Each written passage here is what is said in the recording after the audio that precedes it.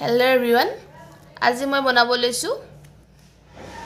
ব্ৰেকফাষ্টৰ বাবে ধনিয়া পৰঠা আৰু অমিতা ভাজি শুকান অমিতা ভাজি কেনেকৈ বনাও কি কৰো সকলো প্ৰসেস দেখাই আছো চাই থাককছো আপোনালোকে অমিতা ভাজি বনাব লৈছো এই অমিতা ভাজি কাৰণে মই অলপমান তেল ব্যৱহাৰ কৰিছো তেলখিনি গৰম হৈ যোৱালৈকে অপেক্ষা কৰিম আৰু এটা মই মিডিয়াম সাইজৰ পিয়াজ কাটি লৈছো আৰু মই তিনটা কেঁচা জলকীয়া ব্যৱহাৰ কৰিছো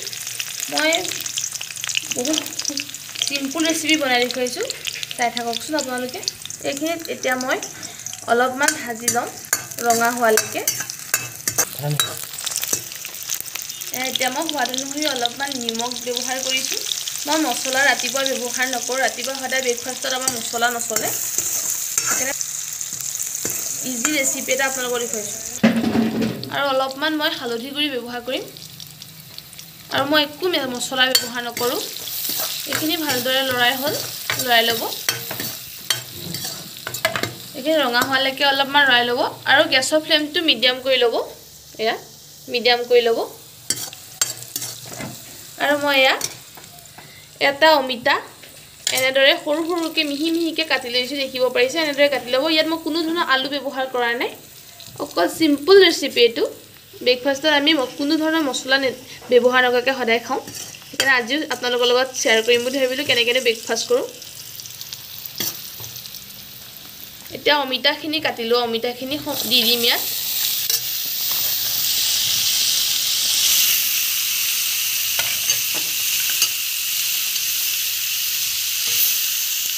এইখিনি ভালদৰে লৰাই ল'ব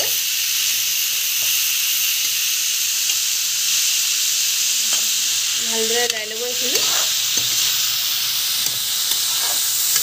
আৰু পুৰা শুকান সবজি বনাইছো মই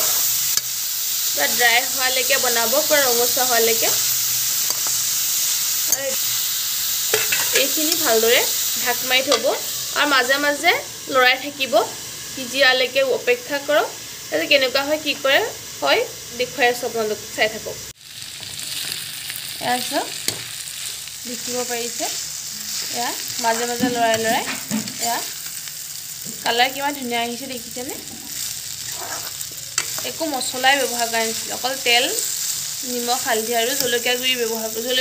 কৰিছিলো কেঁচা জলকীয়া আৰু অলপমান সিজিবলৈ বাবে মই আকৌ অলপ ঢাকি দিওঁ অলপ সময় 2 মিনিট মান হৈ যাব যেহেতু আজি মই ধনিয়া পৰঠা বনাব লৈছো ধনিয়া পৰঠা বনাবৰ বাবে মই এক মুঠি ধনিয়া ব্যৱহাৰ কৰিছো ধনিয়া পাত এনেদৰে ধুই ল'ব আপোনালোকে ঠাৰি চাৰি গুছাই লৈছো এনেদৰে দেখিব পাৰিছে আৰু মই ইয়াত কেঁচা জলকীয়া ব্যৱহাৰ কৰিম ইয়াত মই সৰু মই 4টা কেঁচা জলকীয়া ব্যৱহাৰ কৰিছো আৰু এইখিনিতে মই মিক্সিত ভালদৰে পিছি লম ইয়া এনেদৰে দি দিব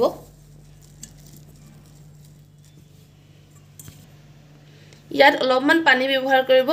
নহলে শুকান হলে মিক্সি পিছুতে ভাল নহব হেতু কাৰণে আপোনালোকে অলপমান পানী ব্যৱহাৰ কৰি ইয়াত ধনিয়া পাত আৰু কেঁচা জলকীয়া 4টা আছে আটাইখিনি ভালদৰে পিছি ল'ব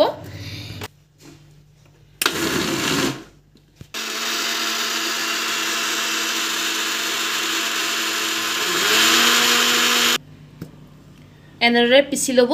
দেখিছে এতিয়া মই আটাইখিনি ভালদৰে এটা খালি পাত্ৰত এনেদৰে কাঢ়ি লম এয়া সোৱাদ অনুসৰি মই অলপমান নিমখ দি লৈছো আৰু আটা মই 2 কাপ ব্যৱহাৰ কৰিছো সৰু বাটি এটা আকাৰে আপোনালোকে আন্দাজ অনুসৰি আটা ব্যৱহাৰ কৰিব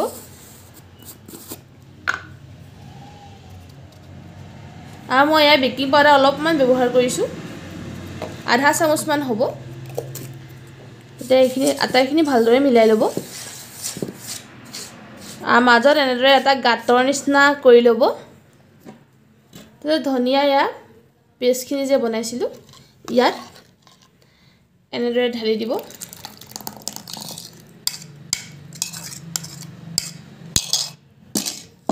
এতিয়া এইখিনি ভালদৰে সানি ল'ব এনেদৰে খাই চাইছেনে আপোনালোকে জনাবচোন কমেন্ট বক্সত কমেন্ট কৰি মই যদি আপোনালোকে খোৱা নাই তেতিয়াহ'লে এবাৰ এনেদৰে ট্ৰাই কৰি খাই চাবচোন ভাল পাব মই কিন্তু বহুত ভাল পাওঁ খাই সেইদৰে আপোনালোকৰ লগত ৰেচিপিটো শ্বেয়াৰ কৰিম বুলি ভাবিলোঁ মই সদায় আটা মথোতে মই গৰম পানী ব্যৱহাৰ কৰোঁ আপোনালোকে গৰম পানী ব্যৱহাৰ কৰে ঠাণ্ডা পানী ব্যৱহাৰ কৰে আপোনালোকৰ ইচ্ছা অনুযায়ী ব্যৱহাৰ কৰিব মই গৰম পানীয়ে ব্যৱহাৰ কৰোঁ তেতিয়া মানে আটাখিনি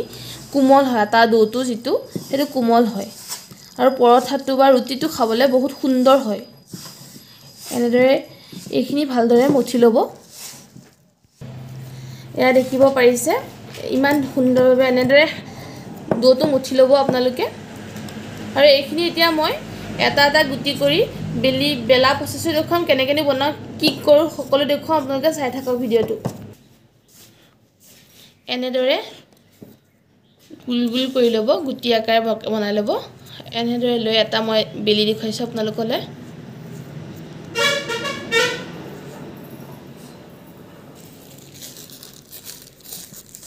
এনেদৰে আটা লগাই ল'ব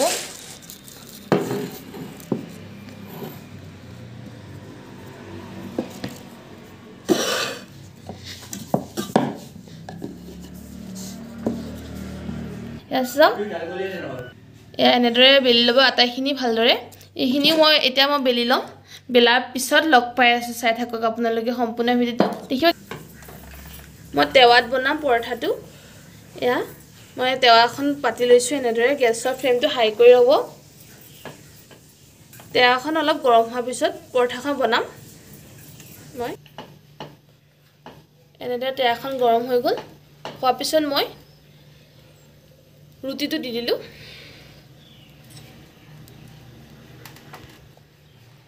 মই ৰুটিটো অলপ সিজাৰ পিছত মই তেল ব্যৱহাৰ কৰোঁ ৰিফাইন তেল ব্যৱহাৰ কৰিম এনেদৰে এলুটি দি ল'ব আৰু এলুটি দিয়াৰ পিছতে মই তেল ব্যৱহাৰ কৰোঁ চবৰে প্ৰচেছ বেলেগ বেলেগ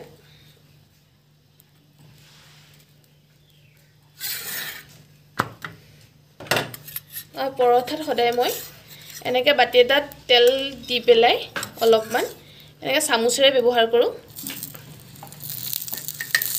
এটা কম তেলতে পৰঠাটো হৈ যায়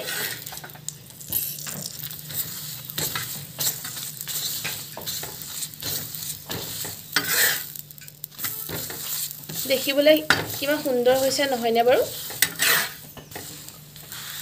দেখিবলৈ যিমান সুন্দৰ হৈছে খাবলৈ ইয়াতকৈ সুন্দৰ হয় বনাই খাই চাবচোন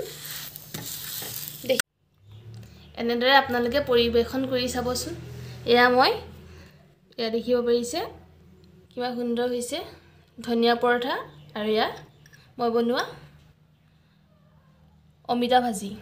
কোনো ইয়াত মছলা ব্যৱহাৰ হোৱা নাই এনেদৰে মৰ্নিং ব্ৰেকফাষ্ট এবাৰ বনাই খাই চাব মই খাই বহুত ভাল পাওঁ আপোনালোকে এবাৰ বনাই খাই কেনে পালে কমেণ্ট বক্সত জনাব